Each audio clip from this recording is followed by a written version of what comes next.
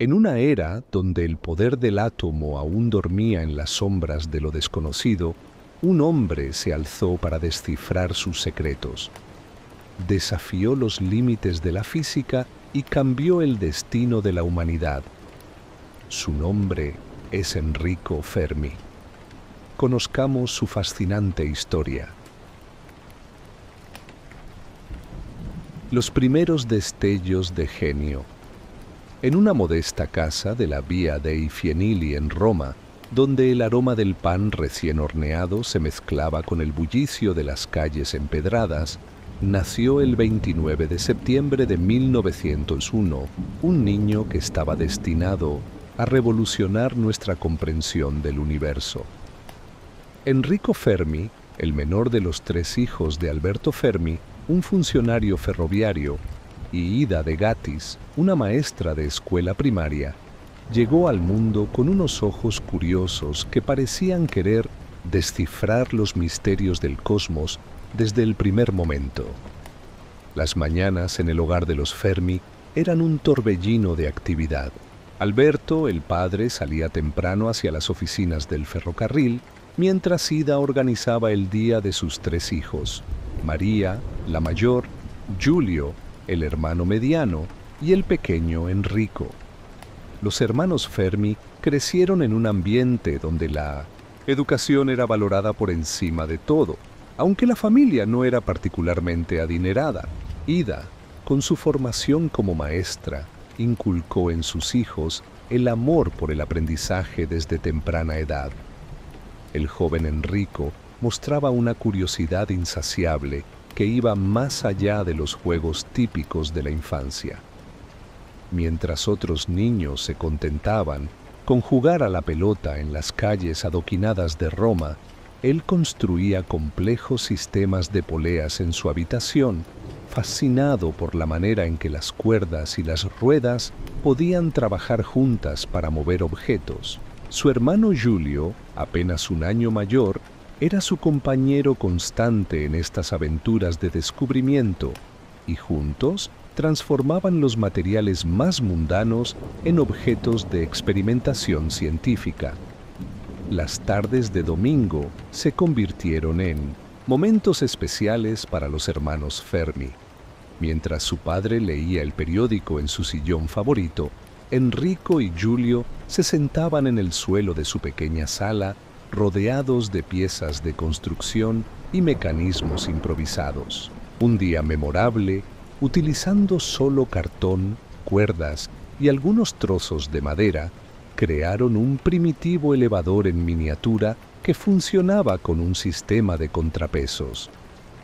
Alberto Fermi, observando la creación de sus hijos, no pudo evitar sonreír, aunque probablemente sin imaginar que estaba presenciando los primeros pasos de uno de los físicos más brillantes del siglo XX. La vida en la Roma de principios del siglo XX era un constante contraste entre la antigüedad y la modernidad. Enrico caminaba a la escuela cada mañana pasando junto al Coliseo, ese gigante de piedra que había sobrevivido milenios. Quizás fue este contraste diario entre lo antiguo y lo nuevo lo que ayudó a formar su peculiar manera de ver el mundo. Una mezcla de respeto por el conocimiento establecido y un deseo irrefrenable de descubrir lo nuevo. En la escuela primaria, Enrico demostró rápidamente una capacidad extraordinaria para las matemáticas. Mientras sus compañeros luchaban con las tablas de multiplicar, él ya resolvía problemas de álgebra básica.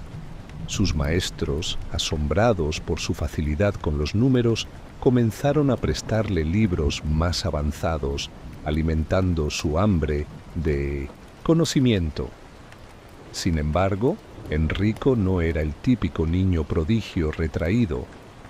Su inteligencia venía acompañada de una personalidad alegre y juguetona que lo hacía popular entre sus compañeros. Pero la vida no estaba hecha solo de triunfos y descubrimientos. En 1915, cuando Enrico tenía 14 años, la familia Fermi sufrió una pérdida devastadora.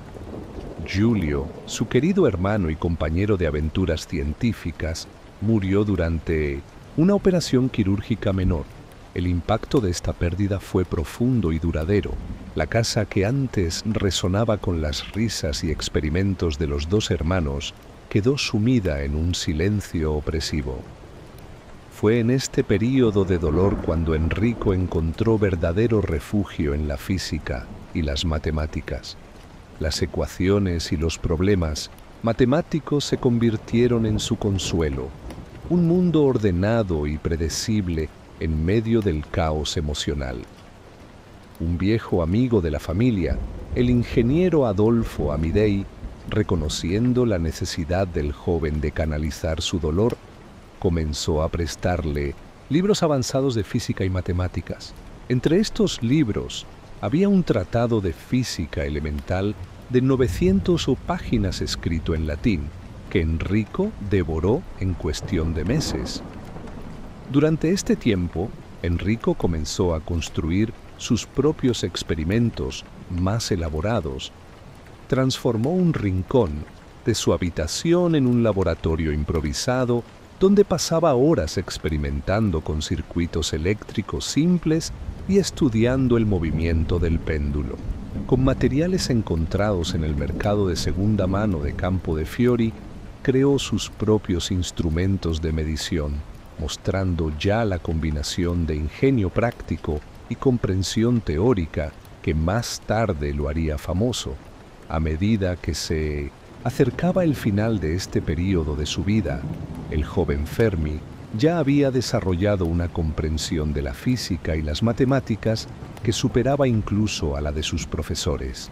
Sus cuadernos de la época, llenos de cálculos precisos y observaciones detalladas, revelaban una mente que no solo absorbía el conocimiento existente, sino que ya comenzaba a formular sus propias preguntas sobre el funcionamiento del universo. El prodigio de Vía Panisperna. El otoño de 1915 trajo consigo más que el habitual color dorado a las calles de Roma. Mientras las hojas caían de los árboles que bordeaban la Vía Panisperna, Italia se encontraba sumergida en el torbellino de la Primera Guerra Mundial. Sin embargo, dentro de las venerables paredes del Liceo Umberto I, un joven de 14 años estaba a punto de iniciar su propio tipo de revolución. Enrico Fermi atravesaba los pasillos del liceo con paso decidido, cargando siempre una pila de libros que sobrepasaba lo requerido por el programa escolar. Sus compañeros lo observaban con una mezcla de admiración y perplejidad, mientras él garabateaba ecuaciones en cualquier trozo de papel disponible, incluso en los márgenes de sus libros de literatura. Mientras los demás estudiantes debatían acaloradamente sobre la guerra y la política, Fermi permanecía absorto en un mundo de números y teoremas. El profesor de física, Adolfo Amidei, fue el primero en reconocer que tenía ante sí algo más que un simple estudiante brillante. Durante una clase sobre mecánica clásica, Fermi no solo resolvió el problema propuesto, sino que encontró 3 formas diferentes de llegar a la misma solución, cada una más elegante que la anterior. Amidei, asombrado, comenzó a prestarle libros de su biblioteca personal, incluyendo textos universitarios avanzados que normalmente estarían fuera del alcance de un estudiante de secundaria. Las tardes en la biblioteca del liceo se convirtieron en el refugio favorito de Fermi. Mientras sus compañeros se apresuraban a salir al terminar las clases, él se quedaba por horas, inmerso en textos de física teórica y matemáticas avanzadas. Un día, el bibliotecario lo encontró completamente absorto en un tratado sobre teoría cuántica en alemán. Fermi había aprendido el idioma por su cuenta, simplemente para poder leer los últimos avances científicos en su idioma original. A pesar de su dedicación al estudio, Fermi no era el estereotipo del estudiante solitario y antisocial. Su capacidad para explicar conceptos complejos de manera simple y su disposición a ayudar a sus compañeros lo convirtieron en una figura respetada en el liceo. Durante los recesos se le podía encontrar rodeado de estudiantes mientras explicaba problemas de física y matemáticas con una claridad que incluso los profesores envidiaban. En 1916, mientras los cañones retumbaban en el frente italiano, Fermi realizó un descubrimiento personal que marcaría su futuro. En una librería de segunda mano cerca del Panteón, encontró un antiguo libro de cálculo diferencial. El librero, viendo su entusiasmo, se lo vendió por una fracción de su valor real. Durante las siguientes semanas, Fermi devoró el contenido del libro, dominando conceptos que normalmente se enseñaban en los últimos años de universidad. El profesor Giuseppe Vitali, quien impartía matemáticas en el liceo, quedó particularmente impresionado por la capacidad de Fermi para visualizar problemas matemáticos complejos. Un día, después de que Fermi resolviera un problema particularmente difícil de geometría tridimensional sin necesidad de dibujos, Vitali lo tomó bajo su tutela personal. Las sesiones después de clase con Vitali se convirtieron en intensos intercambios intelectuales donde maestro y alumno exploraban los límites de las matemáticas avanzadas. Durante este período, los cuadernos de Fermi se llenaron de una mezcla fascinante de cálculos originales y observaciones experimentales. Construyó un giroscopio casero utilizando piezas de una bicicleta vieja y desarrolló sus propias demostraciones de principios físicos utilizando materiales cotidianos. Su habitación se había convertido en un laboratorio improvisado donde las leyes de la física cobraban vida a través de experimentos ingeniosos y económicos. La guerra, aunque distante de las aulas del liceo, dejó su marca en la educación de Fermi. Varios de sus profesores fueron llamados al servicio militar y los sustitutos no siempre estaban a la altura de las preguntas cada vez más sofisticadas del joven prodigio. Sin embargo, esto solo impulsó a Fermi a buscar respuestas por su cuenta, desarrollando una independencia intelectual que caracterizaría toda su carrera científica. En 1918, mientras Italia celebraba el final de la guerra, Fermi se preparaba para su propio triunfo. Sus calificaciones en el examen de graduación del liceo fueron tan excepcionales que el director de la escuela convocó una asamblea especial para reconocer sus logros.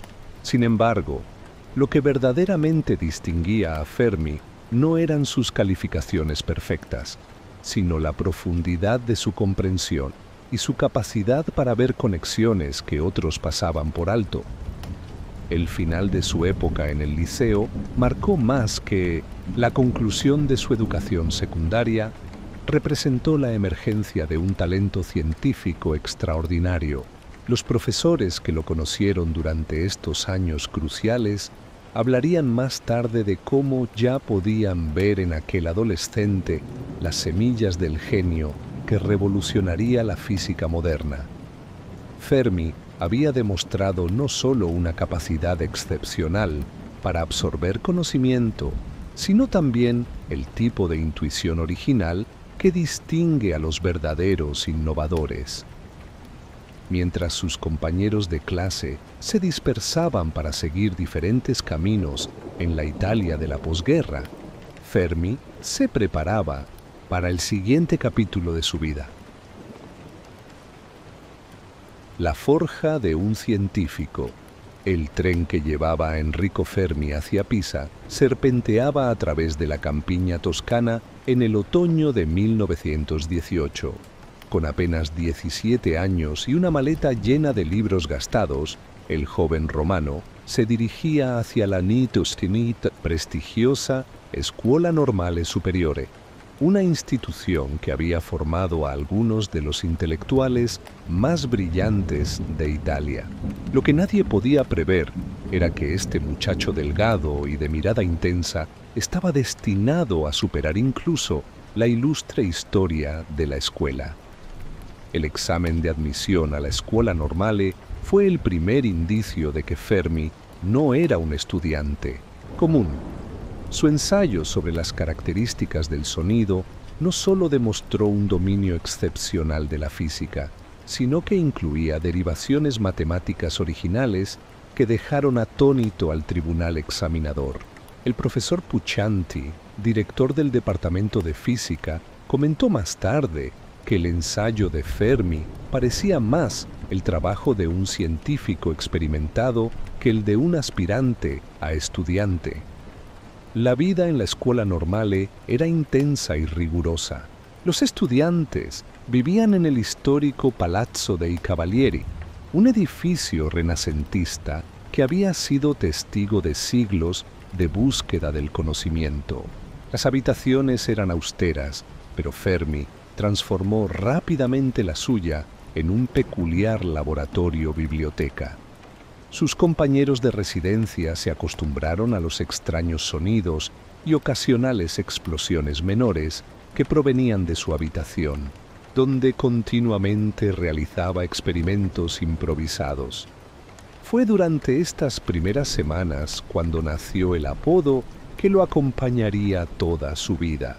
Durante una acalorada discusión sobre un problema de física particularmente complejo, uno de sus compañeros exclamó en broma: «Es inútil discutir con Enrico, es tan infalible como el Papa». El apodo «Il Papa» se pegó instantáneamente, no solo por su aparente infalibilidad en cuestiones de física, sino también por su manera directa y definitiva de resolver problemas. Los métodos de estudio de Fermi eran tan poco convencionales como efectivos. Mientras otros estudiantes se sumergían en largos tratados teóricos, él prefería abordar los problemas desde primeros principios, reduciendo conceptos complejos a sus componentes más básicos. Esta habilidad para simplificar lo complejo se convertiría en una de sus marcas distintivas como científico y profesor. Sus compañeros pronto aprendieron que una explicación de «Il Papa» de 5 minutos podía aclarar lo que horas de estudio no habían logrado descifrar. En las clases, Fermi destacaba no solo por sus conocimientos, sino por su peculiar manera de abordar los problemas. Cuando un profesor presentaba un problema teórico, mientras sus compañeros se perdían en complejas ecuaciones, Fermi primero estimaba la respuesta aproximada usando simples cálculos mentales. Esta habilidad para hacer estimaciones rápidas y precisas, que más tarde se conocería como Fermi-problemas, se convirtió en una herramienta pedagógica utilizada hasta nuestros días. A pesar de su brillantez académica, Fermi no era un ermitaño dedicado exclusivamente al estudio. Sus paseos por las calles medievales de Pisa frecuentemente se convertían en improvisadas clases de física, donde explicaba a sus compañeros los principios del movimiento usando las oscilaciones del campanile o demostraba las leyes de la hidrodinámica observando el flujo del Arno. Su entusiasmo por la física era contagioso y pronto formó un pequeño grupo de estudiantes dedicados que se reunían regularmente para discutir problemas más allá del programa de estudios. Durante su segundo año, Fermi comenzó a publicar sus primeros trabajos científicos originales. Su primer artículo sobre la teoría de la relatividad de Einstein demostró una comprensión tan profunda del tema que el profesor Puccianti lo incorporó como lectura obligatoria para los estudiantes de años superiores. Sin embargo, Lo más sorprendente no era solo su dominio de la física teórica, sino su capacidad para conectarla con aplicaciones prácticas. La biblioteca de la escuela se convirtió en su segundo hogar, donde pasaba largas horas estudiando los últimos avances en física cuántica. Fue allí donde comenzó a desarrollar su característica manera de abordar los problemas científicos, una combinación única de intuición física profunda y pragmatismo matemático. Mientras sus contemporáneos se perdían en abstractas formulaciones matemáticas, Fermi siempre buscaba la conexión con la realidad física observable. En 1922, cuando se acercaba el final de sus estudios en Pisa, Fermi ya había establecido una reputación que trascendía los muros de la Scuola Normale. Su tesis sobre rayos X, que combinaba trabajo teórico con ingeniosos experimentos, no solo le valió la máxima calificación, sino también la atención de la comunidad física internacional. El profesor Pérsico, uno de sus mentores, comentaría años más tarde que la tesis de Fermi parecía más el trabajo de un científico maduro que el de un estudiante de pregrado. Los años en Pisa fueron más que una simple etapa de formación académica. Fueron el crisol donde se forjó el característico estilo científico de Fermi. La combinación de rigor teórico y pragmatismo experimental que desarrolló en la Scuola Normale se convertiría en su sello distintivo y en una influencia fundamental para generaciones de físicos. Al dejar Pisa en 1922, el joven que había llegado 4 años antes como un prometedor estudiante, emergía como un científico formidable, listo para dejar su marca en el mundo de la física. Amor y Cuántica.Roma brillaba con una luz particular en la primavera de 1922. Las calles empedradas del antiguo gueto judío resonaban con el bullicio cotidiano mientras Enrico Fermi, recién regresado de Pisa, caminaba distraídamente con un cuaderno lleno de ecuaciones bajo el brazo. No podía imaginar que en esas mismas calles encontraría algo más valioso que todas las fórmulas matemáticas del mundo. Era una tarde de domingo cuando Fermi fue invitado a una reunión en casa de los Capon, una respetada familia judía conocida por organizar tertulias intelectuales.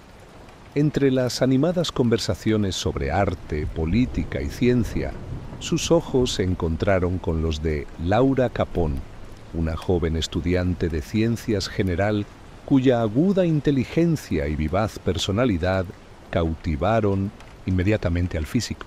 Laura, por su parte, quedó intrigada por aquel científico peculiar que podía explicar los misterios del universo con la misma facilidad con que otros hablaban del clima. Sus primeros encuentros fueron una curiosa mezcla de ciencia y romance. Durante sus paseos por Villa Borghese, Fermi alternaba entre explicaciones sobre la nueva física cuántica y tímidas confesiones personales. Laura, fascinada tanto por la ciencia como por el científico, descubrió que el aparentemente serio profesor podía ser sorprendentemente divertido y encantador cuando se sentía cómodo. Mientras su relación florecía, Fermi se encontraba en medio de una revolución científica. En su oficina de la Universidad de Roma, trabajaba incansablemente en lo que se convertiría en una de sus contribuciones más significativas a la física, la estadística cuántica, que más tarde llevaría su nombre junto con el de Dirac.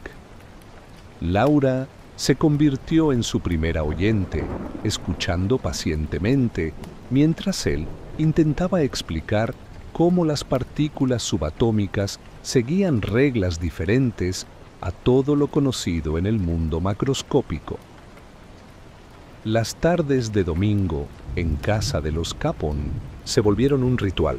Entre las discusiones familiares y las delicias de la cocina judío-italiana, Fermi encontró no solo el amor, sino también un hogar lejos de la soledad del laboratorio. El contraste entre el Fermi científico, absorto en complejos cálculos, y el Fermi enamorado, que sonreía tímidamente ante las bromas de Laura, era notable para quienes lo conocían. En 1924, mientras Europa vibraba con los nuevos descubrimientos en física cuántica, Fermi completó su trabajo sobre lo que más tarde se conocería como la estadística de Fermi-Dirac. La noche que terminó sus cálculos, corrió a casa de Laura para compartir su emoción. Aunque ella no podía seguir todos los detalles matemáticos, entendía perfectamente la importancia del momento y la pasión que brillaba en los ojos de su prometido. Su noviazgo se desarrolló en paralelo con sus avances científicos. Mientras Fermi establecía las bases matemáticas para entender el comportamiento de partículas como los electrones, también aprendía a navegar las complejidades de una relación romántica. Laura, con su mezcla única de apoyo emocional e estímulo intelectual, se convirtió en el ancla que mantenía a Fermi conectado con el mundo más allá de la física. Las familias de ambos observaban esta relación con diferentes perspectivas. Los Fermi, una familia tradicional italiana, veían con buenos ojos la unión con una joven de buena familia y educación. Los Capon, por su parte, aunque orgullosos de la brillantez de Fermi, mantenían cierta preocupación por las diferencias religiosas y culturales. Sin embargo, el amor entre Enrico y Laura trascendía estas preocupaciones mundanas. En 1925, mientras preparaba sus clases en la universidad, Fermi recibió la noticia de que su trabajo sobre mecánica estadística había sido reconocido internacionalmente. Esa noche, durante una cena íntima con Laura, le propuso matrimonio. No fue una propuesta grandilocuente. Al estilo característico de Fermi, fue directa y sincera, tan clara como una ecuación matemática, pero infinitamente más significativa. La boda se celebró en 1926, uniendo no solo a dos personas, sino a dos mundos, el de la física teórica y el de la vida cotidiana que Laura representaba también. Durante la ceremonia, algunos de los colegas de Fermi bromearon diciendo que finalmente habían encontrado un problema que ni siquiera el Papa podía resolver con ecuaciones: el amor. Los primeros meses de su matrimonio coincidieron con un período de intensa actividad científica. Fermi trabajaba en la aplicación de su estadística a diversos problemas físicos, mientras Laura transformaba su apartamento en un hogar acogedor que pronto se convertiría en punto de encuentro para jóvenes físicos y estudiantes. La capacidad de Laura para crear un ambiente cálido y acogedor complementaba perfectamente la intensidad intelectual de Fermi. Este período marcó no solo el inicio de su vida matrimonial, sino también la consolidación de Fermi como una figura central en la física moderna. Su trabajo sobre estadística cuántica, desarrollado durante estos años de amor naciente, sentaría las bases para avances fundamentales en la comprensión de la materia y la energía. Y junto a él, Laura se convirtió no solo en su esposa, sino en su compañera más cercana, la persona que mejor entendía tanto al científico como al hombre. Los chicos de la calle Panisperna. En el corazón de Roma, donde el antiguo y el nuevo mundo se encontraban, un grupo de jóvenes científicos estaba a punto de revolucionar la física moderna. El Instituto de Física de la Universidad de Roma, ubicado en la histórica Vía Panisperna, se convertiría en el escenario de una de las más extraordinarias colaboraciones científicas del siglo XX. Al frente de este grupo singular estaba Enrico Fermi, quien a sus 25 años ya era profesor, titular y tenía una visión clara de lo que quería lograr. El primer recluta de Fermi fue Franco Rasetti, un brillante físico experimental con una pasión igual de intensa por la ciencia y la naturaleza. Rasetti, quien podía identificar cualquier insecto o flor con la misma precisión con que manejaba los instrumentos más delicados del laboratorio, se convirtió rápidamente en el brazo derecho de Fermi. Los estudiantes pronto comenzaron a llamarlos el padre y el cardenal, siguiendo la broma del apodo papal de Fermi. El grupo comenzó a tomar forma cuando Emilio Segre, un joven estudiante de ingeniería con una mente aguda y un sentido del humor mordaz, se unió al equipo. Segre, al que apodaron el Basilisco por su mirada penetrante y su lengua afilada, abandonó sus estudios de ingeniería después de asistir a una sola clase de Fermi. Como él mismo diría años más tarde, después de escuchar a Fermi, supe que había encontrado mi verdadera vocación. Las mañanas en Vía Panisperna comenzaban temprano, con Fermi llegando antes que nadie para preparar los experimentos del día. Pronto, el edificio cobraría vida con la llegada de los demás miembros del grupo. Edoardo Amaldi, el más joven del grupo y apodado El Niño, traía consigo un entusiasmo contagioso y una habilidad especial para el trabajo experimental. Bruno Pontecorvo, el Cucciolo, el cachorro, era el más joven pero no menos brillante, y su energía juvenil complementaba perfectamente la seriedad metodológica de Fermi. Las sesiones de trabajo eran una mezcla única de rigor científico y camaradería juvenil. Mientras realizaban experimentos fundamentales sobre la física nuclear, el aire se llenaba de bromas y risas. Oscar D'Agostino, el químico del grupo apodado El Papista, a menudo se encontraba explicando conceptos químicos mientras sus colegas físicos lo bombardeaban con preguntas y bromas sobre la ciencia inferior. Los almuerzos eran sagrados para el grupo. Se reunían en una trattoria cercana donde, entre platos de pasta y acaloradas discusiones científicas, nacían algunas de sus ideas más brillantes. Fermi tenía la costumbre de resolver problemas de física en las servilletas de papel que luego Segre o Amaldi rescataban cuidadosamente para su posterior estudio.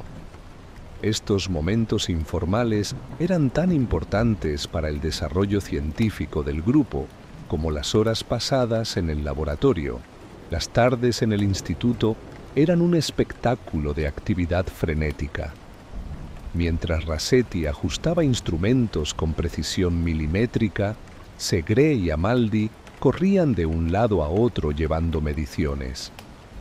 Fermi, en medio de todo esto, mantenía una calma sobrenatural, dirigiendo el caos aparente con la precisión de un director de orquesta.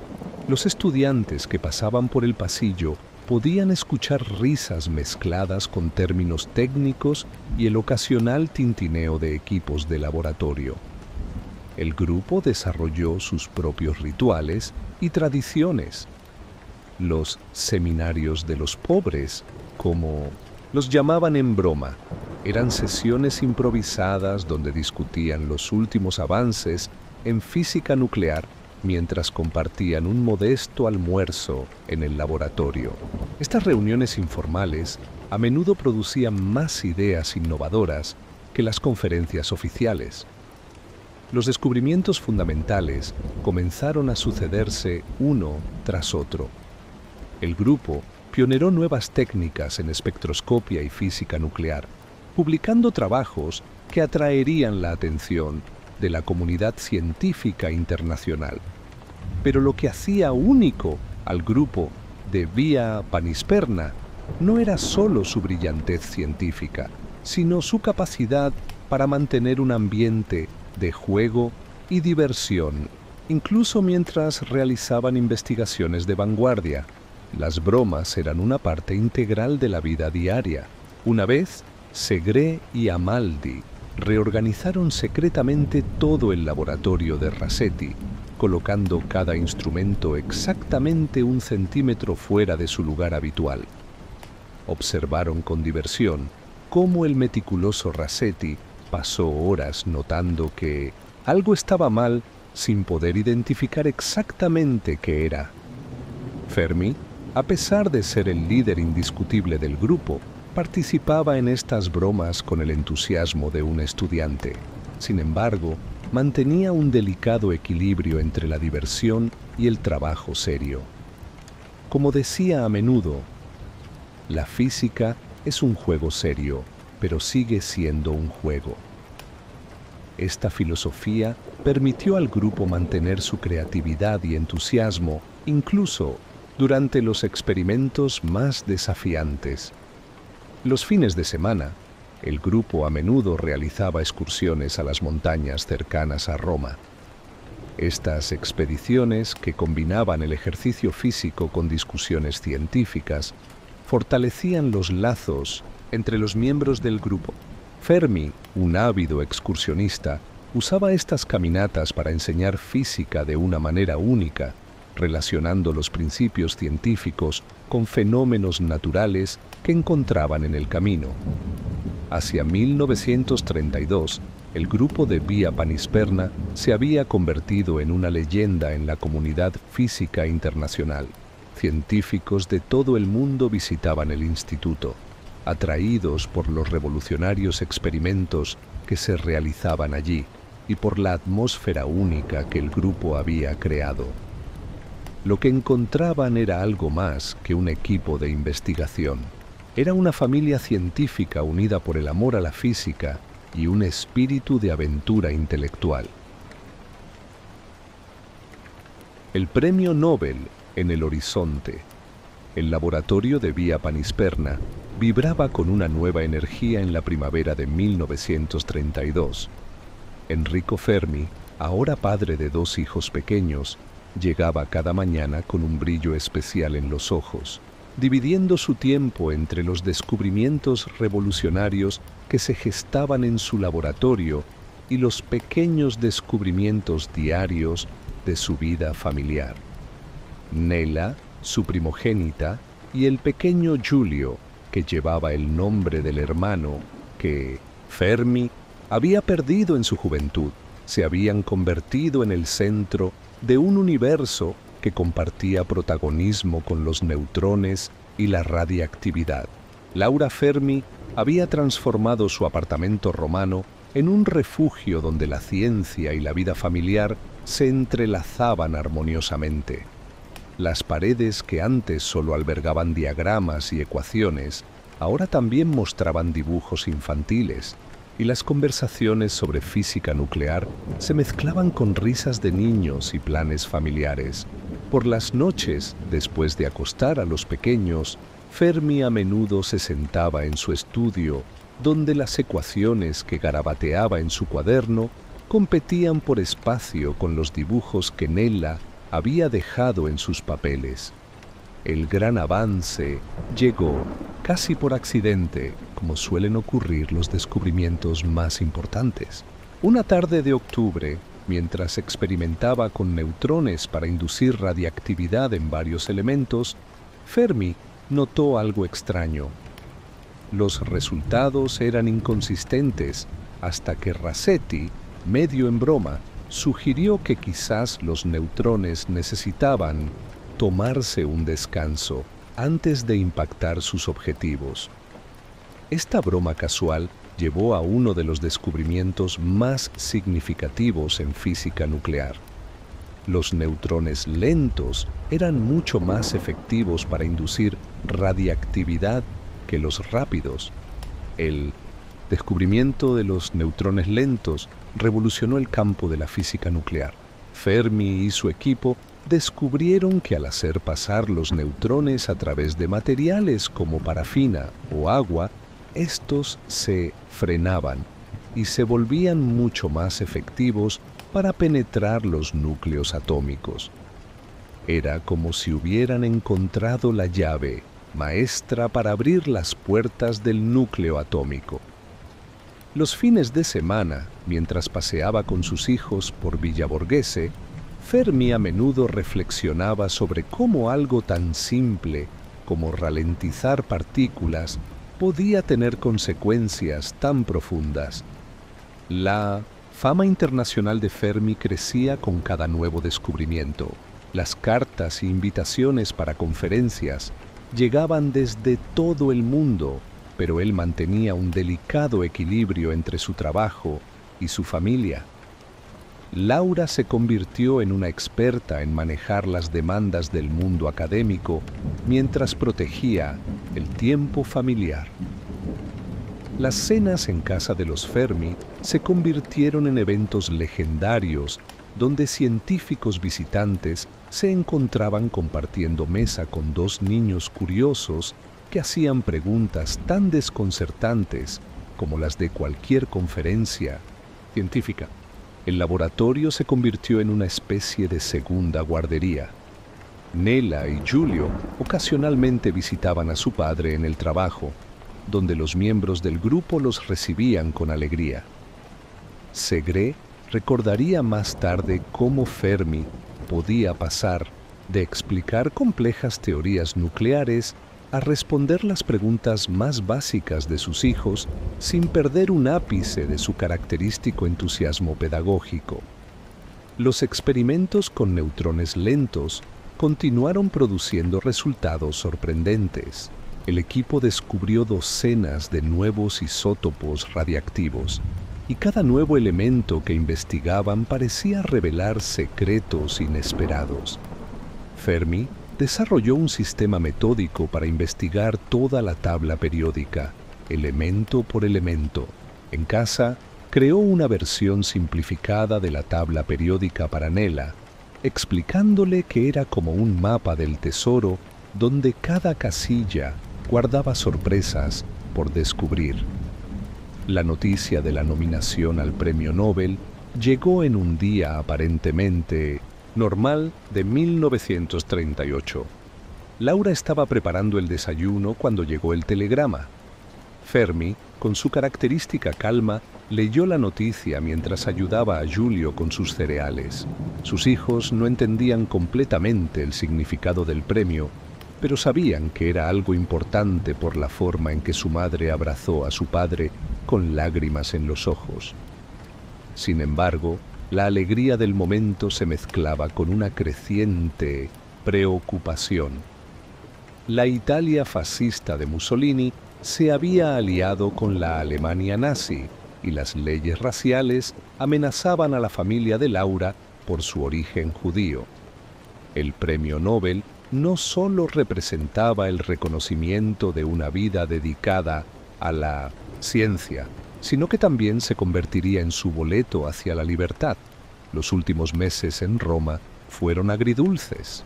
Mientras Fermi continuaba su trabajo en el laboratorio, Laura comenzó discretamente los preparativos para abandonar Italia.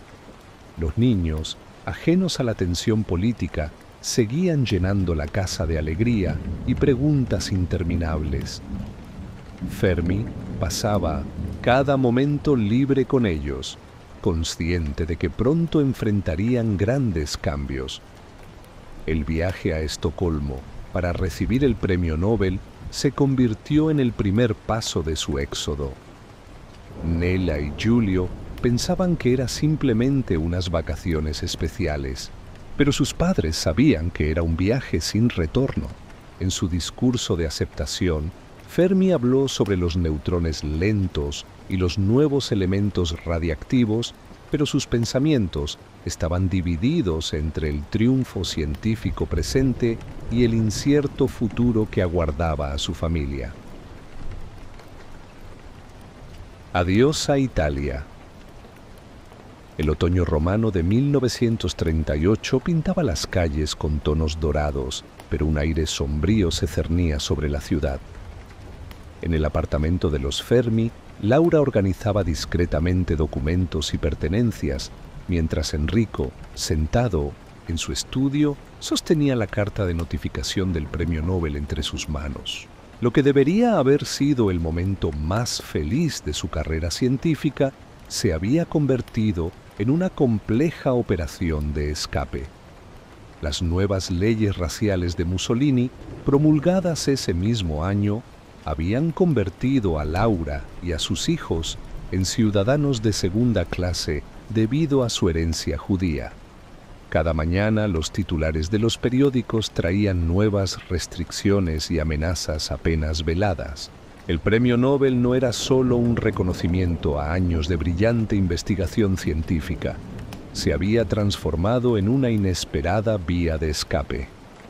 En el Instituto de Física de Vía Panisperna, Fermi continuaba sus clases y experimentos con aparente normalidad, mientras en su mente repasaba una y otra vez los detalles del plan. Sus estudiantes y colegas notaban algo diferente en su comportamiento, una tensión sutil en su habitual calma. Emilio Segre, uno de sus colaboradores más cercanos y también de origen judío, ya había abandonado Italia meses antes, anticipando lo que estaba por venir. Las noches en casa se habían vuelto ejercicios de planificación cuidadosa. Después de acostar a Nella y Giulio, Enrico y Laura hablaban en susurros sobre visas, pasaportes y las pocas pertenencias que podrían llevar consigo. Los niños, demasiado pequeños para entender la gravedad de la situación, creían que simplemente se preparaban para un viaje especial para recibir el premio de papá. La decisión de no regresar a Italia después de la ceremonia del Nobel en Estocolmo pesaba especialmente sobre Fermi. A pesar de su oposición al fascismo, Italia era su hogar, el lugar donde había construido su carrera y formado a toda una generación de físicos brillantes. Cada rincón de Roma guardaba memorias. Las calles donde había paseado con Laura durante su noviazgo, el instituto donde había realizado sus descubrimientos más importantes, los parques donde jugaba con sus hijos. A principios de diciembre, la familia comenzó a despedirse de forma velada. Visitas aparentemente casuales a amigos y familiares se convirtieron en dolorosas despedidas encubiertas. Laura pasaba largas horas con sus padres, consciente de que podría no volver a verlos. Fermi realizó una última visita al laboratorio, un domingo, cuando nadie más estaba presente, para despedirse del lugar que había sido su segundo hogar. El día de la partida llegó con una normalidad engañosa. Con solo 4 maletas que contenían las pertenencias esenciales de una vida entera, los Fermi se dirigieron a la estación de tren. El plan era viajar primero a Londres, luego a Estocolmo para la ceremonia del Nobel y finalmente a América. Cada paso había sido meticulosamente planificado para evitar sospechas. En la estación, amigos cercanos y familiares se reunieron para una despedida que todos sabían era mucho más definitiva de lo que aparentaba. Los niños, emocionados por el viaje, no entendían por qué su abuela lloraba mientras los abrazaba. Fermi mantuvo su compostura característica, pero quienes lo conocían bien podían ver el dolor en sus ojos mientras el tren comenzaba a moverse. El viaje a Londres fue tenso. Cada parada del tren, cada revisión de documentos, traía consigo el temor de que algo pudiera salir mal. Laura apretaba contra su pecho el sobre con los pasaportes y visas, mientras Fermi distraía a los niños con problemas matemáticos simples y juegos de palabras. La familia atravesó Francia como si fueran simples turistas, conteniendo la respiración hasta cruzar el Canal de la Mancha. En Londres, por primera vez en meses, pudieron respirar con algo más de libertad. La ceremonia en Estocolmo se acercaba y con ella la perspectiva de una nueva vida. Durante su estancia en la capital sueca, Fermi pronunció su discurso de aceptación del Nobel con la misma claridad y precisión que caracterizaba sus clases, pero sus palabras llevaban un peso adicional. Cada frase sobre los neutrones lentos y los elementos radiactivos era también una despedida a una época de su vida. La noticia de que los Fermi no regresarían a Italia cayó como una bomba en los círculos académicos romanos. Algunos entendieron inmediatamente, otros se sintieron traicionados.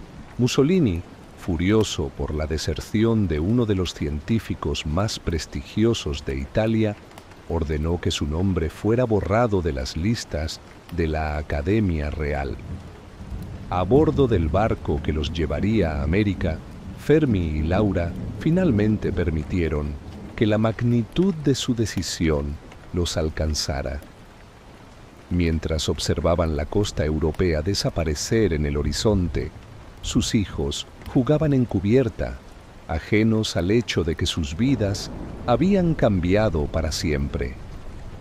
El premio Nobel, que descansaba en Minusin, el camarote, era tanto una bendición como un recordatorio del alto precio de la libertad. Nuevo mundo, nuevos desafíos. El invierno de Nueva York recibió a los Fermi con una fría bienvenida en enero de 1939. La ciudad, con sus rascacielos que se elevaban como gigantes de acero y cristal, no podía ser más diferente de la Roma que habían dejado atrás. Para Enrico Fermi, el desafío no era solo científico. Ahora debía reinventarse en un nuevo idioma, una nueva cultura y un nuevo sistema académico. Los primeros días en Columbia University fueron una mezcla de emoción y frustración. Fermi, acostumbrado a dominar cualquier tema que abordaba, se encontró luchando con las peculiaridades del inglés. Sus primeras clases eran ejercicios de precisión científica y confusión lingüística. Los estudiantes pronto descubrieron que su nuevo profesor, a pesar de su acento italiano y sus ocasionales tropiezos con el idioma, tenía una capacidad extraordinaria para hacer comprensibles los conceptos más complejos. Laura y los niños enfrentaban sus propios desafíos de adaptación.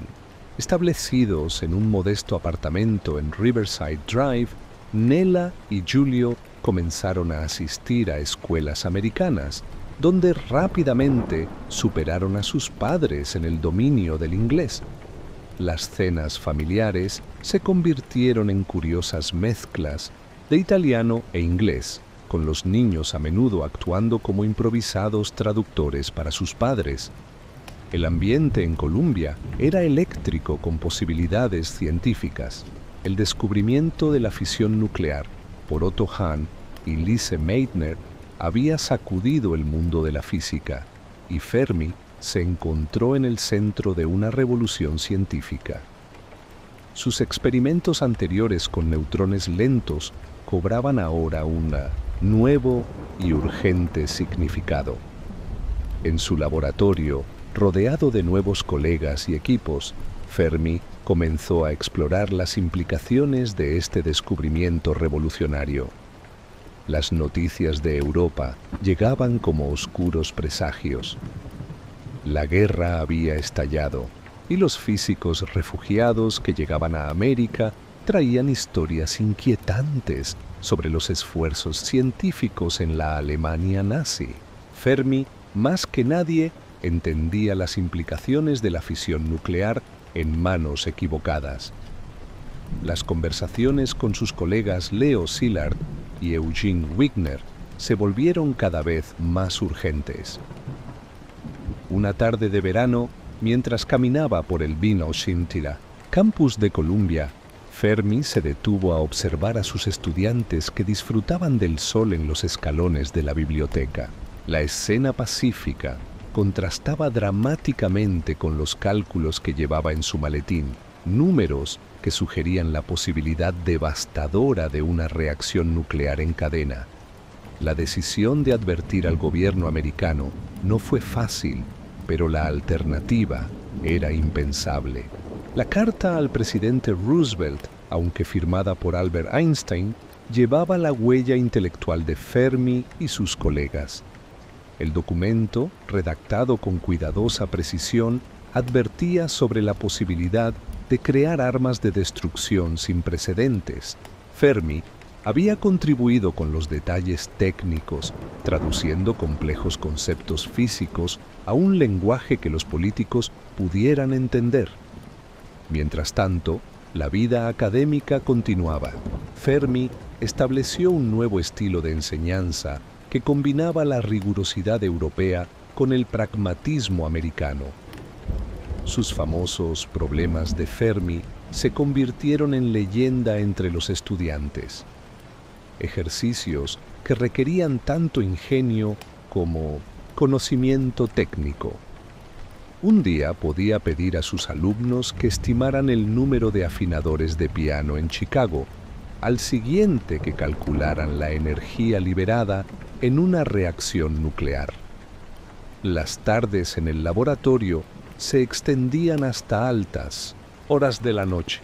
Fermi trabajaba incansablemente, consciente de que cada descubrimiento podría ser crucial no solo para la ciencia, sino para el destino de la guerra. Laura notaba cómo su esposo llegaba a casa cada vez más tarde, con una preocupación en sus ojos que no había visto desde los días en Roma.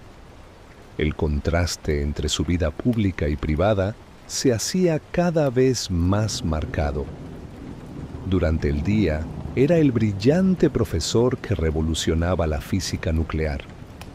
Por las noches, era el padre que ayudaba a sus hijos con la tarea de una escuela americana, aprendiendo junto con ellos las peculiaridades de su nueva vida. Los fines de semana, la familia exploraba su nuevo hogar, descubriendo que Nueva York podía ofrecer sus propias versiones de la dulce vida italiana. A medida que 1941 se acercaba a su fin, la participación de Fermi en lo que se convertiría en el Proyecto Manhattan comenzaba a tomar forma. Sus experimentos con uranio y neutrones lentos habían progresado significativamente y el gobierno americano empezaba a mostrar un interés cada vez más intenso en sus investigaciones. La transformación de Fermi, de refugiado recién llegado a figura clave en el esfuerzo científico americano, estaba casi completa. La adaptación a América había sido un proceso de reinvención continua.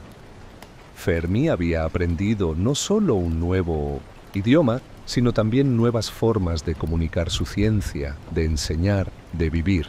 El físico que había dejado Roma con 4 maletas y un premio Nobel se había convertido en una figura central de la ciencia americana, mientras mantenía la esencia italiana que lo hacía único, su claridad de pensamiento, su ingenio práctico y su capacidad para hacer simple lo complejo. Mientras observaba el skyline de Manhattan desde su oficina en Columbia, Fermi reflexionaba sobre el extraordinario giro que había dado su vida. El nuevo mundo le había presentado desafíos que nunca habría imaginado en sus días en Vía Panisperna, pero también le había ofrecido oportunidades sin precedentes. Lo que no podía saber entonces era que los mayores desafíos y las decisiones más difíciles aún estaban por venir. El proyecto Manhattan, el frío de Chicago, mordía con particular ferocidad aquel 2 de diciembre de 1942, bajo las gradas abandonadas del estadio Stack Field de la Universidad de Chicago, en un espacio conocido simplemente como la pila de squash. Enrico Fermi se encontraba rodeado de bloques de grafito cuidadosamente apilados.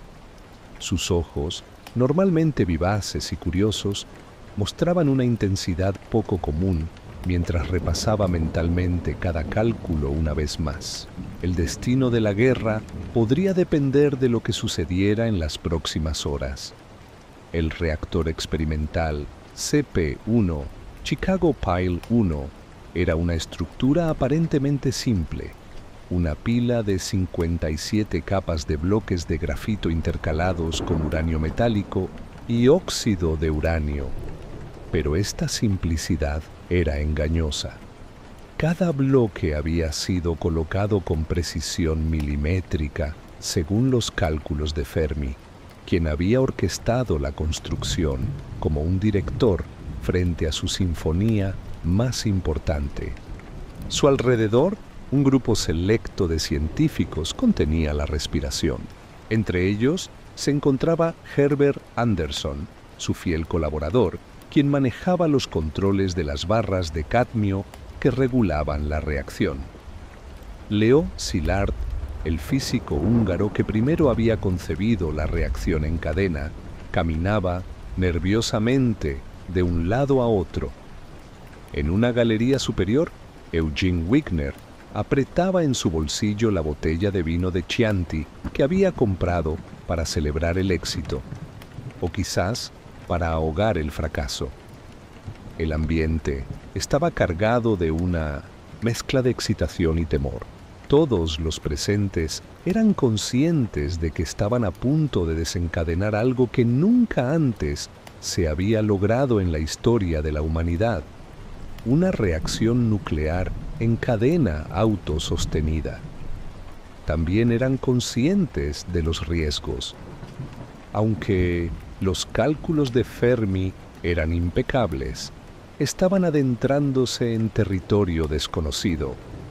«Comenzamos», anunció Fermi con su característico acento italiano, que ni siquiera una década en América había logrado suavizar. Su voz, tranquila y medida como siempre, transmitía una confianza que ayudó a calmar los nervios de todos los presentes. Comenzó a dar instrucciones para retirar las barras de control una por una con la precisión de un cirujano. A medida que las barras se retiraban, los contadores Geiger comenzaron a aumentar su actividad. El característico clic, clic, clic se fue acelerando gradualmente, creando una siniestra música de fondo para el experimento. Fermi observaba los instrumentos con atención, realizando cálculos mentales con cada nueva lectura. En un rincón de la sala, George Whale operaba la última barra de control, conocida como ZIP. Fermi le daba instrucciones precisas. Saca otro pie, espera, otro pie más. Cada movimiento era seguido por un período de observación y más cálculos. A diferencia de los experimentos actuales, controlados por computadoras, todo dependía del juicio humano y la precisión de los cálculos mentales de Fermi. A media mañana, Fermi ordenó un receso para almorzar. Este acto, aparentemente mundano en medio de un momento histórico, era típico de su personalidad práctica y metódica. Algunos de los presentes apenas podían creer que se detuviera a comer en un momento así, pero Fermi insistía en mantener la calma y la rutina. La física nuclear, solía decir, también requiere un estómago bien alimentado. Cuando retomaron el trabajo, la tensión era palpable. Cada vez que se retiraba más la barra de control, los instrumentos mostraban un aumento en la actividad nuclear. Fermi continuaba realizando cálculos en su pequeña libreta, ocasionalmente sonriendo levemente cuando los números confirmaban sus predicciones. A las 3:25 de la tarde, Fermi finalmente anunció: la reacción es autosostenible, la curva es exponencial. La pila había alcanzado la criticidad. En ese momento histórico, el hombre había logrado por primera vez una reacción nuclear en cadena controlada.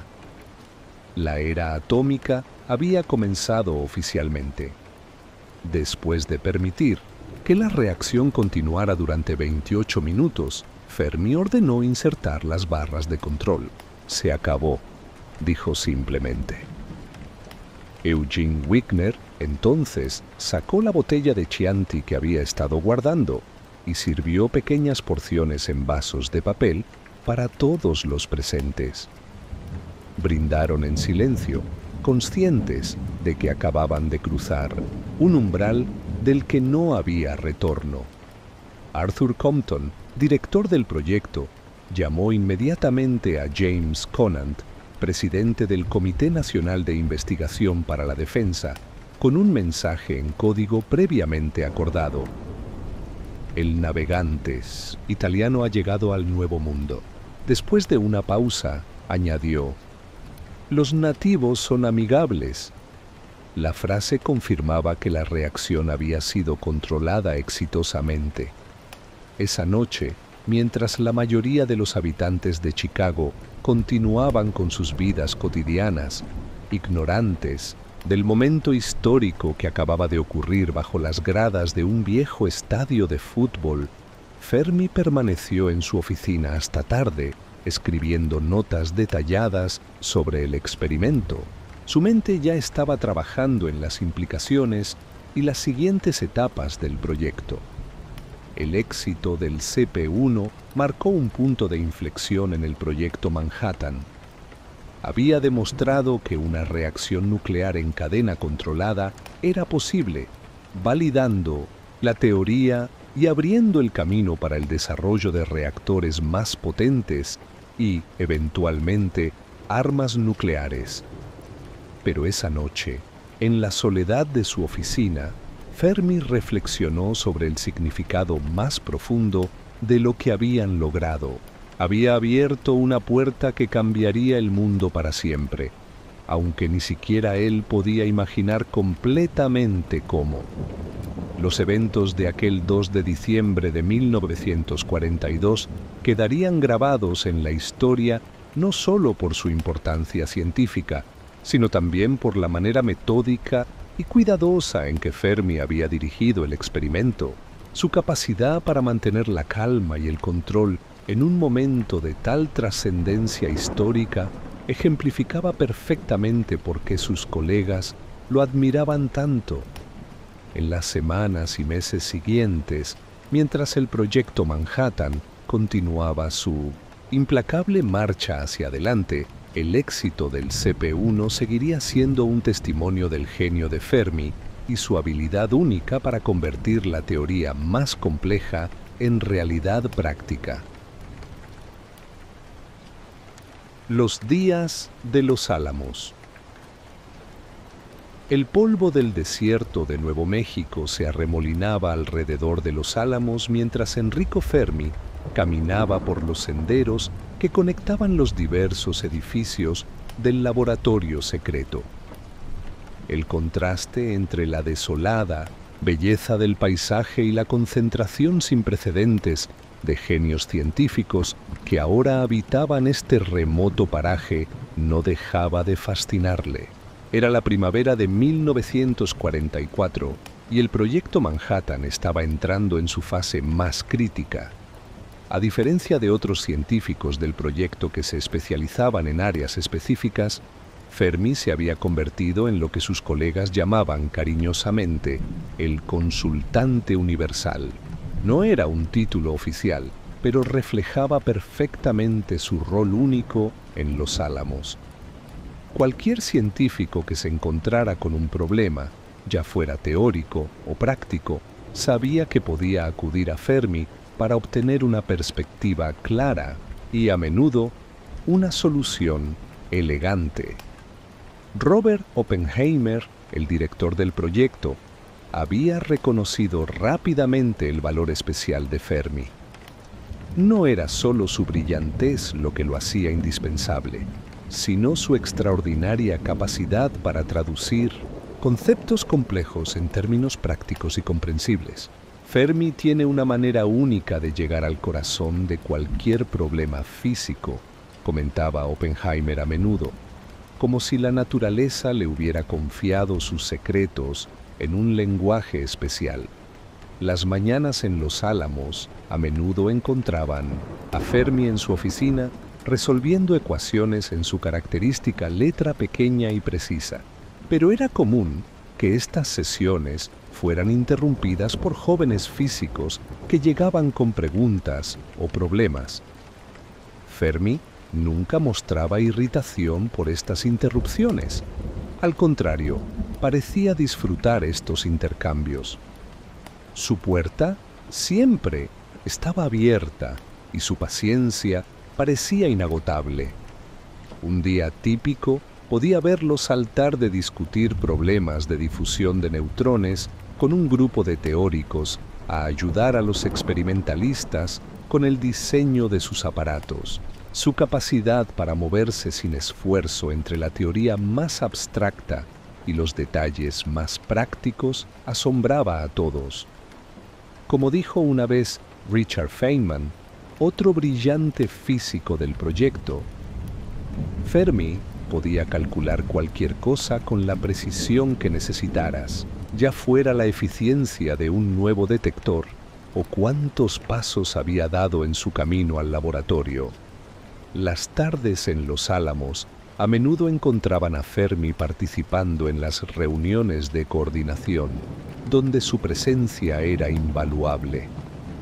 Mientras otros científicos podían perderse en detalles técnicos o abstracciones teóricas, Fermi tenía el don de identificar rápidamente el núcleo de cualquier problema y sugerir soluciones prácticas. Su acento italiano, que nunca perdió del todo, añadía un toque de calidez a sus intervenciones, y su ocasional uso de expresiones idiomáticas mal traducidas del italiano al inglés se había convertido en una fuente de afecto entre sus colegas. Pero no todo era trabajo en Los Álamos. Fermi entendía la importancia de mantener el equilibrio mental en medio de la intensa presión del proyecto. Se le podía ver regularmente caminando por los senderos montañosos que rodeaban el laboratorio, a veces solo, otras veces acompañado por colegas con quienes discutía física de manera informal. Durante estos paseos, su humanidad brillaba tanto como su intelecto. Hablaba de su familia, de Italia, de sus esperanzas para el futuro de la ciencia después de la guerra.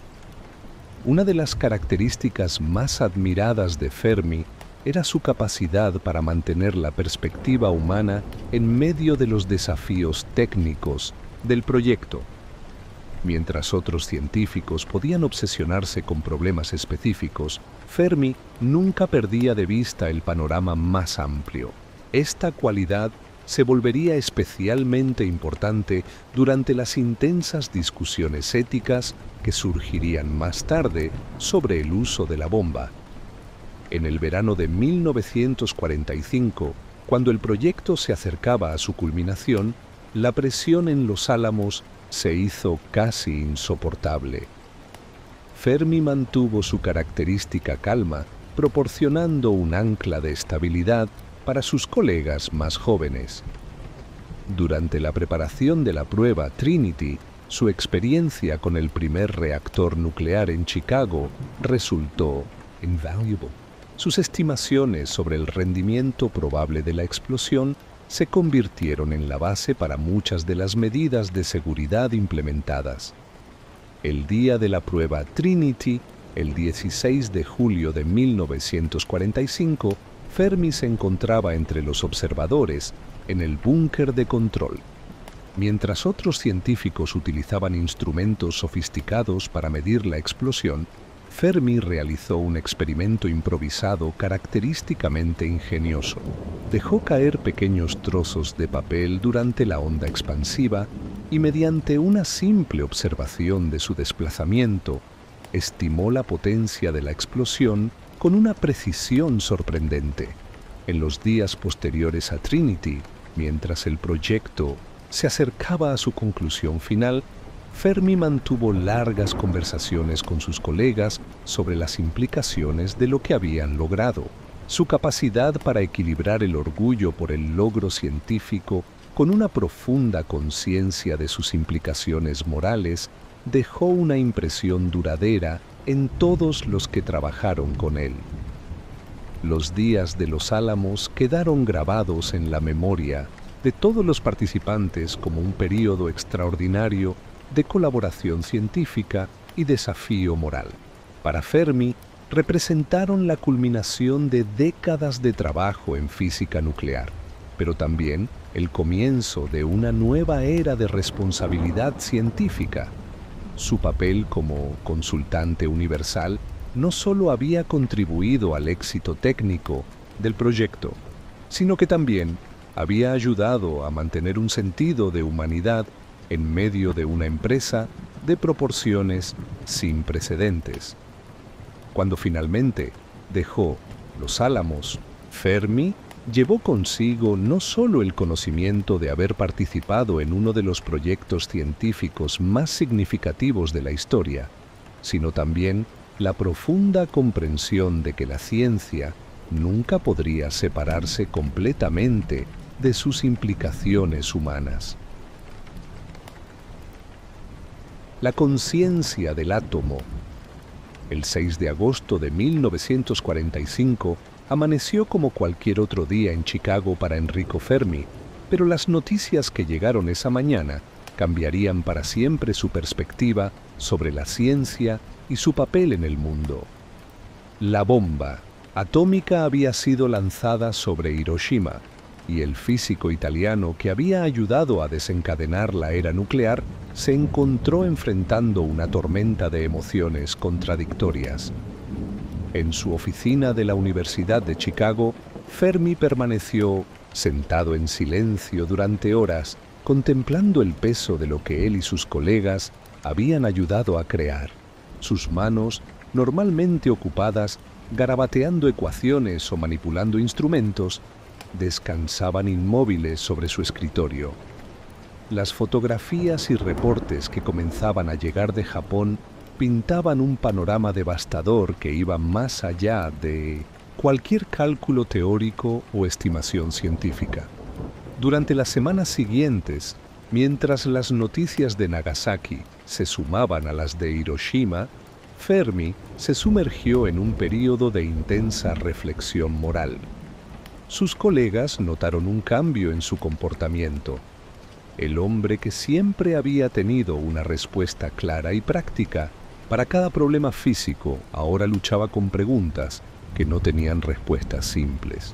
Su característico pragmatismo se enfrentaba a dilemas éticos que ninguna ecuación podía resolver.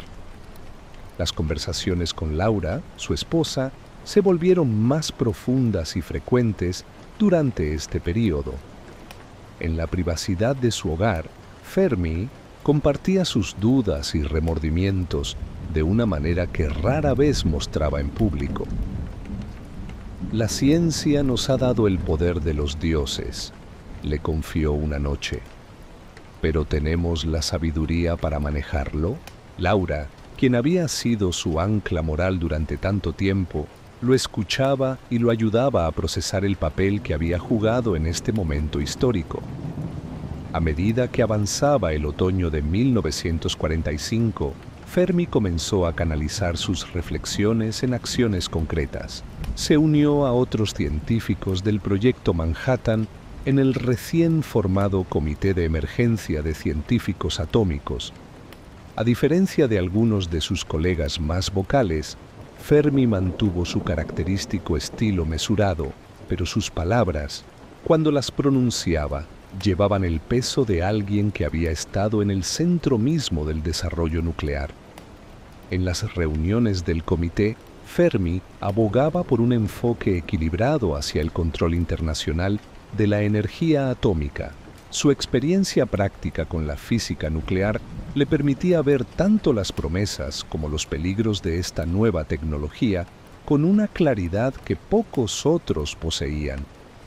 No podemos deshacer lo que hemos aprendido, argumentaba, pero podemos elegir cómo usar ese conocimiento. Durante este período, Fermi dedicó considerable tiempo a escribir y hablar sobre los usos pacíficos de la energía nuclear. Sus conferencias públicas, aunque técnicamente precisas como siempre, ahora incluían reflexiones más amplias sobre la responsabilidad científica. Los estudiantes y colegas notaron un nuevo matiz en sus enseñanzas. Junto a las ecuaciones y los experimentos, ahora había discusiones sobre ética y responsabilidad social. Una tarde, mientras caminaba por el campus de la Universidad de Chicago, Fermi se detuvo en el sitio donde había dirigido la primera reacción nuclear en cadena apenas unos años antes. El contraste entre el optimismo científico de aquel momento y las sombrías realidades del presente no podía ser más marcado. Sin embargo, en lugar de dejarse llevar por el arrepentimiento, Fermi comenzó a desarrollar una visión más matizada del progreso científico. En la primavera de 1946 participó en la redacción de un importante informe sobre el futuro de la energía nuclear. Su contribución se destacó por su equilibrio entre el optimismo tecnológico y la cautela moral. Fermi veía claramente que la energía nuclear podría proporcionar enormes beneficios a la humanidad, pero también entendía mejor que nadie los riesgos inherentes a su mal uso. Sus interacciones con estudiantes durante este período revelaban una nueva dimensión de su personalidad como mentor. Además de su habitual énfasis en el rigor científico y el pensamiento claro, ahora insistía en que sus estudiantes consideraran las implicaciones éticas de su trabajo. Un buen científico, les decía, no solo debe preguntarse si puede hacer algo, sino también si debe hacerlo. A medida que se acercaba el final de 1946, Fermi había llegado a una especie de reconciliación con su papel en el desarrollo de las armas nucleares. No era una paz fácil, sino una comprensión madura de la complejidad del progreso científico y sus consecuencias. Su respuesta no fue retirarse de la ciencia, sino trabajar más arduamente para asegurar que se utilizara para beneficio de la humanidad. En sus notas personales de esta época, que rara vez compartía, Fermi escribió sobre la necesidad de un nuevo tipo de científico, uno que combinara la excelencia técnica con una profunda conciencia moral. Esta visión, nacida de su propia lucha interna, comenzaría a influir en la siguiente generación de físicos que estudiarían bajo su tutela. El período de 1945 a 1946 marcó un punto de inflexión en la vida de Fermi. El consultante universal del proyecto Manhattan emergió como algo más. Un científico que entendía que la búsqueda del conocimiento debe estar guiada por la sabiduría y la responsabilidad moral. Esta transformación, aunque sutil en su manifestación externa, fue profunda en su impacto y ayudó a establecer un nuevo paradigma para la relación entre la ciencia y la sociedad. Mientras el mundo entraba en la era atómica, Fermi continuó su trabajo con una nueva perspectiva. Su genio científico permanecía intacto, pero ahora estaba templado por una profunda comprensión de las responsabilidades que acompañan al conocimiento. Esta síntesis de brillantez técnica y conciencia moral se convertiría en una parte esencial de su legado, tan importante como sus contribuciones a la física nuclear. El maestro de Chicago. Las aulas del Instituto de Estudios Nucleares de la Universidad de Chicago bullían de energía cada vez que Enrico Fermi se disponía a dar clase. Los estudiantes, muchos de los cuales llegarían a ser luminarias de la física en su propio derecho, llegaban temprano para asegurar un buen lugar. No querían perderse ni un solo gesto, ni una sola palabra del hombre al que ya consideraban una leyenda viviente. Fermi había encontrado en la enseñanza una nueva misión después de los turbulentos años del Proyecto Manhattan. En el ambiente académico de Chicago, podía combinar su pasión por la física con su creciente deseo de formar a la próxima generación de científicos. Su enfoque en la enseñanza era tan metódico y brillante como su aproximación a los problemas de física más complejos. Las clases de Fermi eran obras maestras de claridad y precisión. La física es simple, solía decir con una leve sonrisa, si la miras de la manera correcta. Y entonces procedía a descomponer los conceptos más complejos en elementos tan claros que hasta el estudiante más novato podía seguir su razonamiento. No utilizaba trucos matemáticos elaborados ni jerga innecesaria. Su genio residía en su capacidad para llegar al corazón de cada problema. Una mañana típica en su clase comenzaba con Fermi llegando puntualmente, sin notas ni libros de texto. Se dirigía directamente al pizarrón y comenzaba a desarrollar el tema del día como si estuviera contando una historia fascinante. Sus derivaciones matemáticas fluían naturalmente, cada paso tan inevitable como el anterior. Los estudiantes a menudo comentaban que parecía estar descubriendo la física en tiempo real, aunque en realidad cada lección había sido meticulosamente planificada.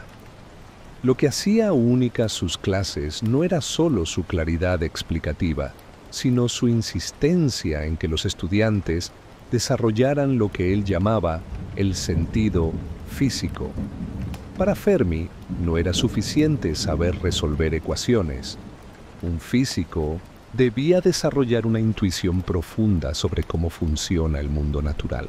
Frecuentemente interrumpía sus explicaciones para hacer preguntas aparentemente simples que requerían este tipo de comprensión intuitiva. Su famoso método Fermi para estimaciones rápidas se convirtió en una herramienta pedagógica fundamental. Podía preguntar repentinamente, ¿cuántos afinadores de piano hay en Chicago? ¿O cuántas moléculas de aire hay en esta aula? Los estudiantes aprendían a abordar estos problemas dividiéndolos en partes manejables y haciendo aproximaciones razonables, una habilidad que resultaría invaluable en sus futuras carreras científicas. En su oficina, Fermi mantenía una política de puertas abiertas que contrastaba con la actitud más formal de muchos de sus colegas. Los estudiantes podían encontrarlo allí a cualquier hora del día, trabajando en sus propias investigaciones o corrigiendo trabajos. Cuando alguien llegaba con una pregunta, Fermi dejaba lo que estuviera haciendo y dedicaba toda su atención al problema presentado. Sus sesiones de tutoría individual eran legendarias. En lugar de dar respuestas directas, Fermi guiaba a los estudiantes a través de un proceso de descubrimiento. ¿Qué sabemos?, comenzaba invariablemente, y luego, paso a paso, ayudaba al estudiante a construir la solución por sí mismo. Esta técnica no solo enseñaba física, sino también una manera de pensar que sus estudiantes llevarían consigo durante toda su carrera. Los seminarios de los viernes por la tarde se convirtieron en eventos casi míticos en el departamento. Fermi reunía a estudiantes graduados y postdoctorales para discutir problemas de física actuales. El formato era informal, pero el nivel intelectual era extraordinariamente alto. En estas sesiones, Fermi mostraba otra faceta de su genio, su capacidad para hacer preguntas incisivas que iban al corazón de cualquier problema físico. Durante estos años, Fermi desarrolló un estilo único de mentoría que combinaba altos estándares con una paciencia infinita. Nunca ridiculizaba un error, pero tampoco permitía la imprecisión o el pensamiento descuidado. La naturaleza es nuestro juez más severo, solía decir.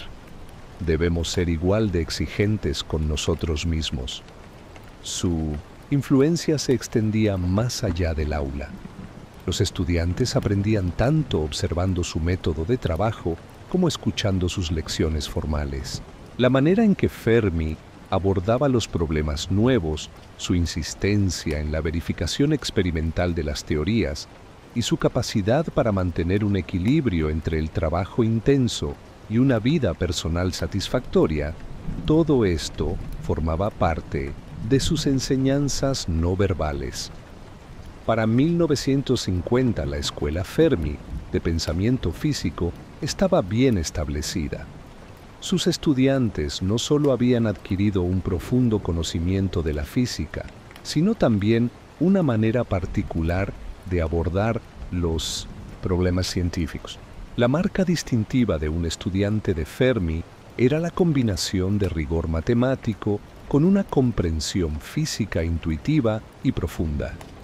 El impacto de estos años de enseñanza se extendería mucho más allá de las paredes de la Universidad de Chicago. Los estudiantes de Fermi llevarían sus métodos y su filosofía a laboratorios y universidades de todo el mundo. Muchos se convertirían en líderes en sus campos, perpetuando el legado de su mentor a través de su propio trabajo y enseñanza años más tarde. Cuando se les preguntaba sobre su experiencia como estudiantes de Fermi, muchos recordaban no solo lo que habían aprendido sobre física, sino cómo habían aprendido a pensar. Su mayor regalo a sus estudiantes no fue el conocimiento específico que les transmitió, sino la capacidad de abordar problemas nuevos con claridad, rigor y creatividad. En este sentido, Fermi no solo formó físicos, formó científicos en el sentido más completo de la palabra. Los últimos descubrimientos. Los pasillos del nuevo acelerador de partículas de la Universidad de Chicago resonaban con una energía especial cuando Enrico Fermi realizaba sus experimentos. A sus 49 años, en lugar de descansar sobre sus numerosos laureles, el físico italiano se había embarcado en una nueva aventura científica que lo llevaría a los límites del conocimiento sobre las partículas elementales y los rayos cósmicos. El año 1950 marcó el inicio de una etapa particularmente creativa en la carrera de Fermi. Con el nuevo sincrociclotrón de la universidad a su disposición, se sumergió en el estudio de las interacciones entre piones y nucleones. Su entusiasmo por estos experimentos era contagioso. Estudiantes y colegas notaban cómo sus ojos brillaban cuando discutía las posibilidades que esta nueva máquina ofrecía para explorar los misterios del universo subatómico. En su laboratorio, Fermi había desarrollado un dispositivo único que pronto sería conocido como Fermiac, una computadora analógica diseñada específicamente para resolver problemas de difusión de neutrones. Era una máquina ingeniosa que reflejaba perfectamente su filosofía científica: encontrar soluciones prácticas y elegantes a problemas complejos. La Fermiac, con sus ruedas y engranajes meticulosamente calibrados, permitía realizar cálculos que de otro modo habrían llevado semanas de trabajo manual. Durante largas sesiones experimentales, Fermi mantenía su característico enfoque metódico. Cada medición era verificada múltiples veces, cada anomalía investigada exhaustivamente. Su capacidad para detectar patrones sutiles en los datos experimentales parecía casi sobrenatural para sus colaboradores más jóvenes. Los números te hablan, solía decir, solo hay que saber escucharlos. El estudio de los rayos cósmicos se convirtió en una de sus principales pasiones durante este período. Fermi había desarrollado una teoría innovadora sobre la aceleración de las partículas cósmicas, que más tarde sería conocida como el mecanismo de Fermi. Su explicación de cómo las partículas podían alcanzar energías enormes a través de colisiones con nubes magnéticas en el espacio interestelar era una obra maestra de intuición física combinada con rigor matemático. En sus cuadernos de esta época, que llenaba con su característica letra pequeña y precisa, se puede ver la evolución de su pensamiento sobre las interacciones fundamentales de la naturaleza. Página tras página de cálculos y diagramas testimonian su incansable búsqueda de patrones y conexiones más profundas. Entre ecuaciones, ocasionalmente garabateaba pequeñas notas personales, recordatorios de ideas para verificar o preguntas para plantear en futuras discusiones. El trabajo experimental con piones resultó particularmente gratificante. Fermi pasaba horas en el laboratorio ajustando detectores y analizando datos. Sus experimentos sobre la dispersión pión-nucleón proporcionaron algunas de las primeras evidencias sólidas sobre la naturaleza de la fuerza nuclear fuerte. Con cada nuevo resultado, el rompecabezas de las partículas elementales comenzaba a tomar forma. La Fermiac, mientras tanto, continuaba demostrando su utilidad en diversos problemas de física nuclear. Fermi había diseñado la máquina para simular el comportamiento aleatorio de los neutrones en materiales, un problema crucial para el diseño de reactores nucleares y otros dispositivos. La elegancia de su diseño residía en su simplicidad. Utilizando principios básicos de probabilidad y mecánica, la máquina podía realizar cálculos que de otro modo habrían requerido recursos computacionales mucho más sofisticados. En las tardes, después de largas sesiones en el laboratorio, Fermi a menudo se reunía con sus colaboradores para discutir los resultados del día. Estas conversaciones informales frecuentemente llevaban a nuevas ideas y enfoques experimentales. Su capacidad para mantener simultáneamente en mente los detalles técnicos más minuciosos y la imagen más amplia de lo que estaban tratando de entender era extraordinaria. Los rayos cósmicos continuaron siendo un tema de fascinación particular. Fermi veía en ellos una ventana única hacia los procesos más energéticos del universo.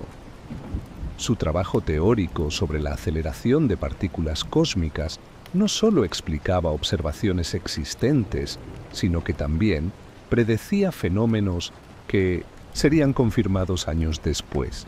La idea de que las partículas podían ganar energía en encuentros aleatorios con campos magnéticos móviles era típica de su pensamiento.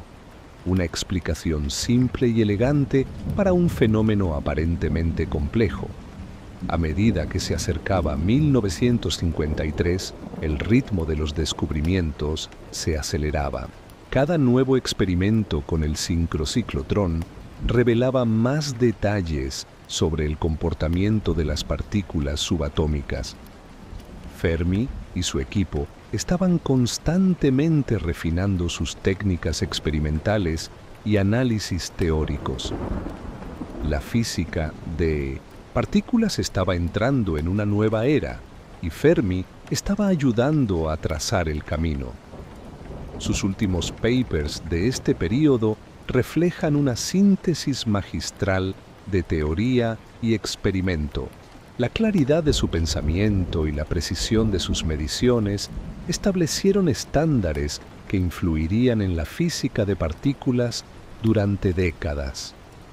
Incluso cuando su salud comenzaba a declinar, su entusiasmo por la física permanecía inquebrantable.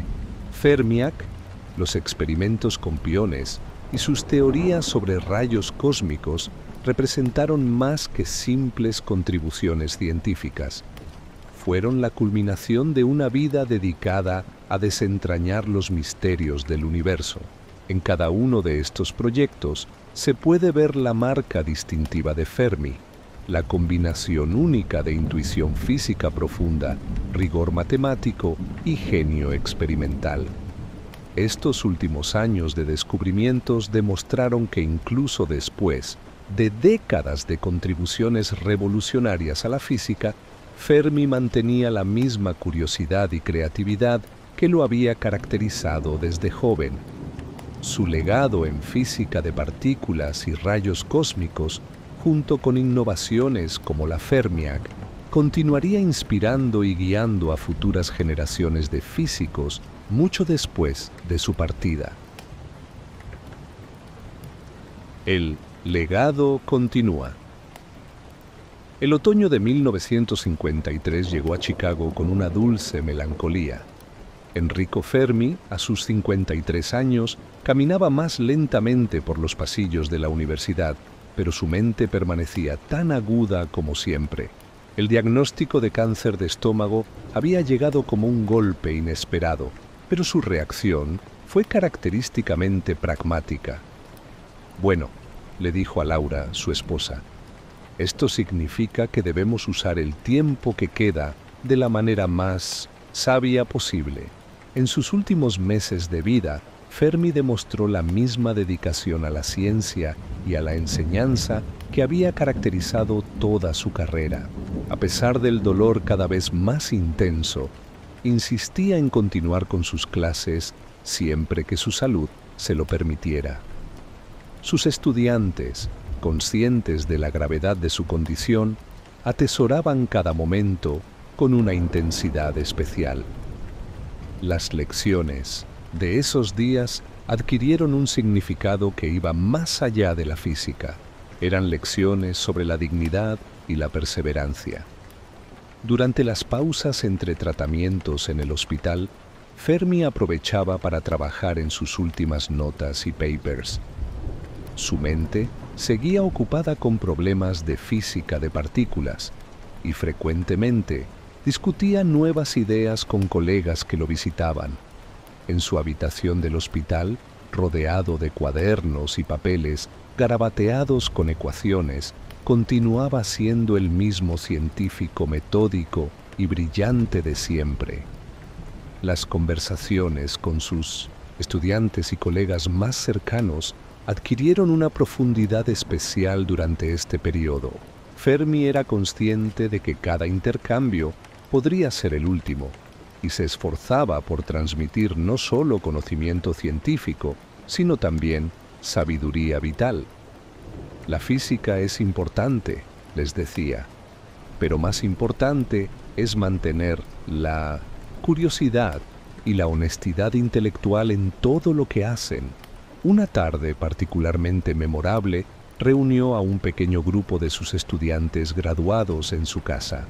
Aunque visiblemente debilitado por la enfermedad, sus ojos brillaban con la misma intensidad de siempre mientras discutían problemas de física teórica. En un momento de la conversación, hizo una pausa y dijo: «Recuerden, la naturaleza es mucho más sutil e ingeniosa de lo que nosotros podemos imaginar. Nuestra tarea es escuchar atentamente sus secretos». Laura observaba estas reuniones con una mezcla de admiración y tristeza. Veía cómo su esposo utilizaba cada gramo de energía que le quedaba para continuar su labor docente.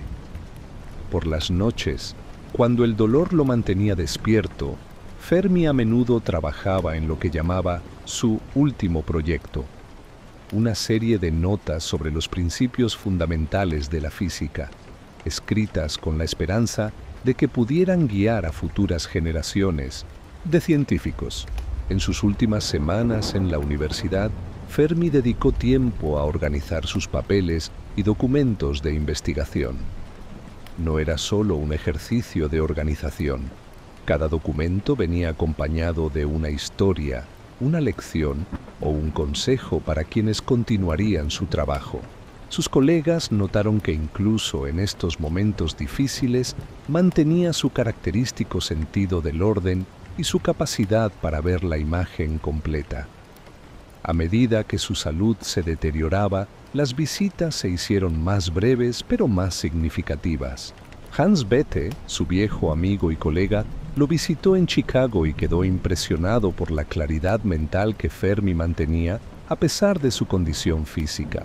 Durante su conversación, Fermi compartió sus pensamientos sobre el futuro de la física nuclear y su esperanza de que ésta se utilizara para beneficio de la humanidad. En sus últimas semanas de vida, Fermi mostró una serenidad que impresionó a todos los que lo rodeaban.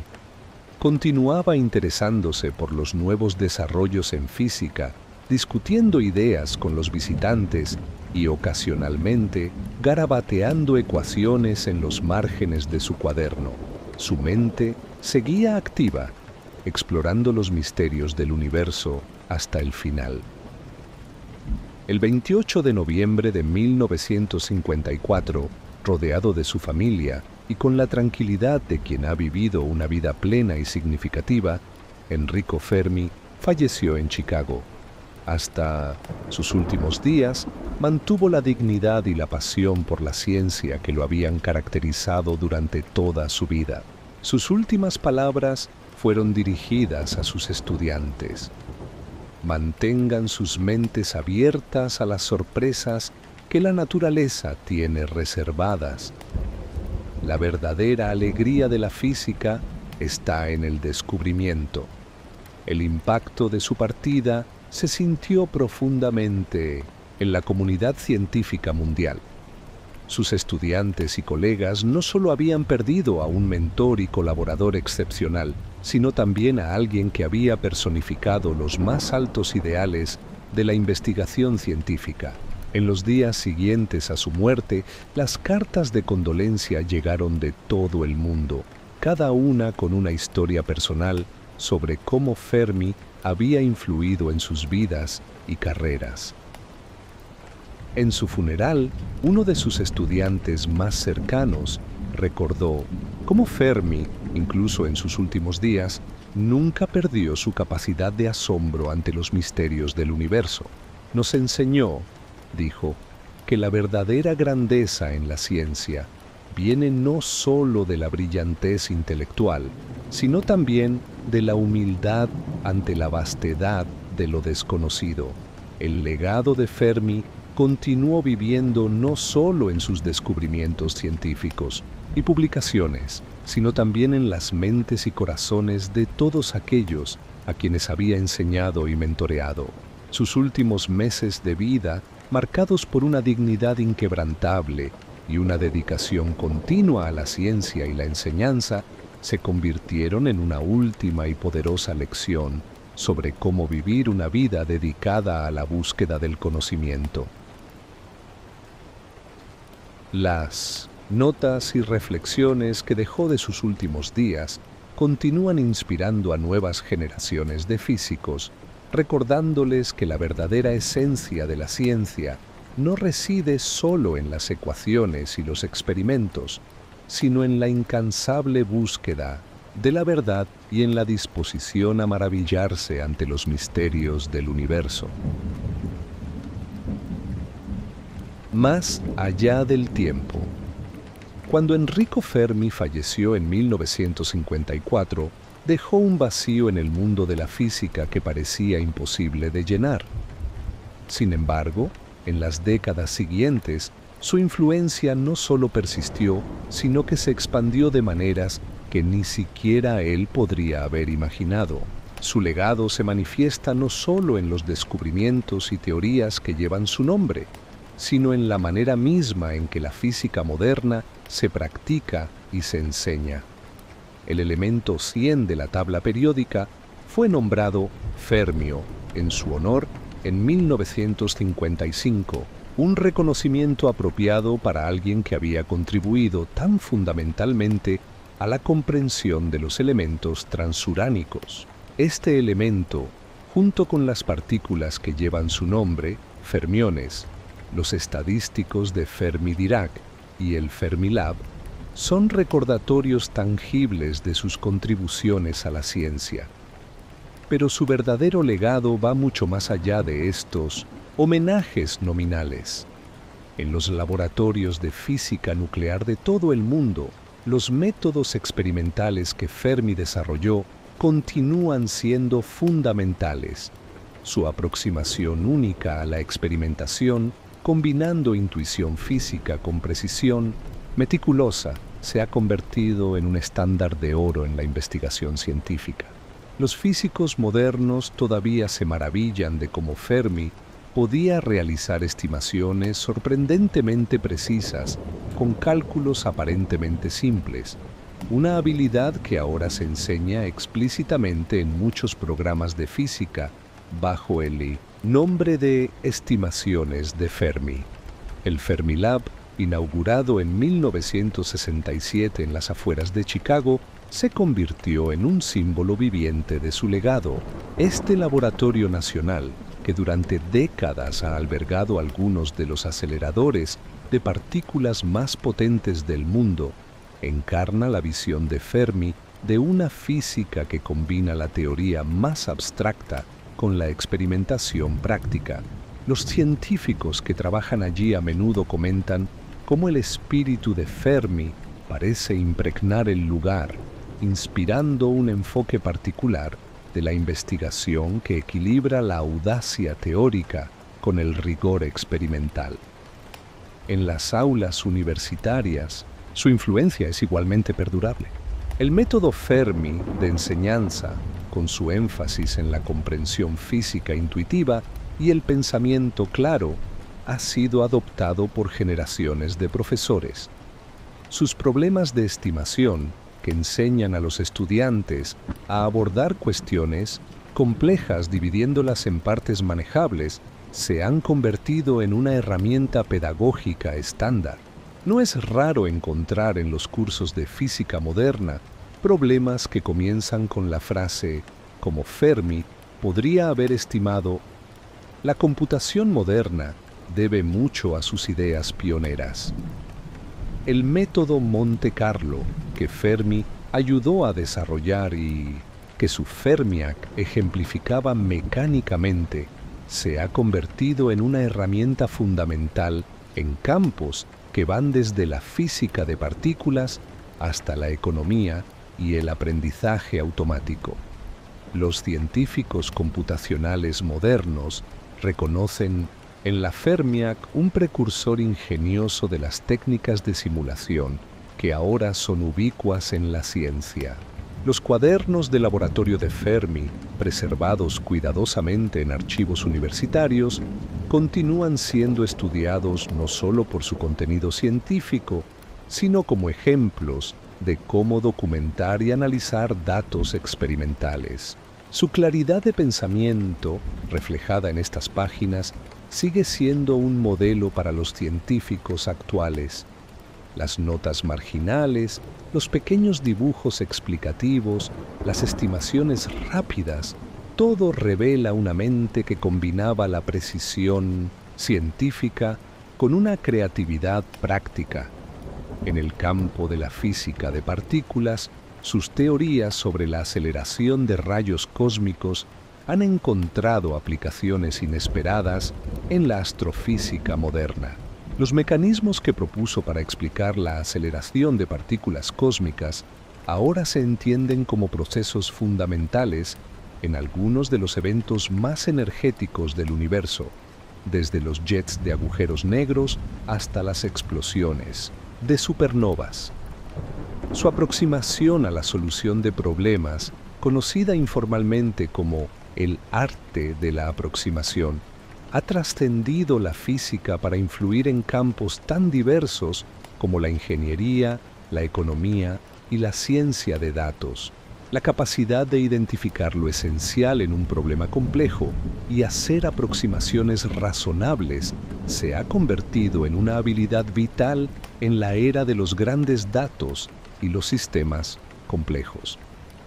Los estudiantes de Fermi y los estudiantes de sus estudiantes han ocupado posiciones de liderazgo en laboratorios y universidades de todo el mundo, perpetuando no solo sus enseñanzas técnicas, sino también su filosofía científica.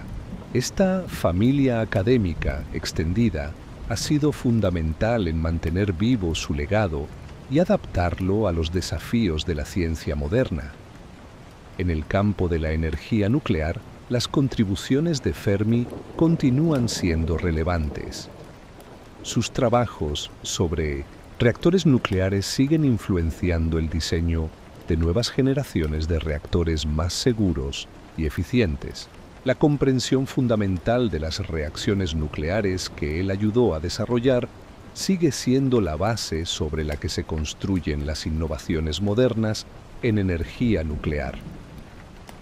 El problema de Fermi sobre la existencia de vida extraterrestre, una pregunta aparentemente simple que él planteó, se ha convertido en un marco conceptual fundamental en la astrobiología moderna.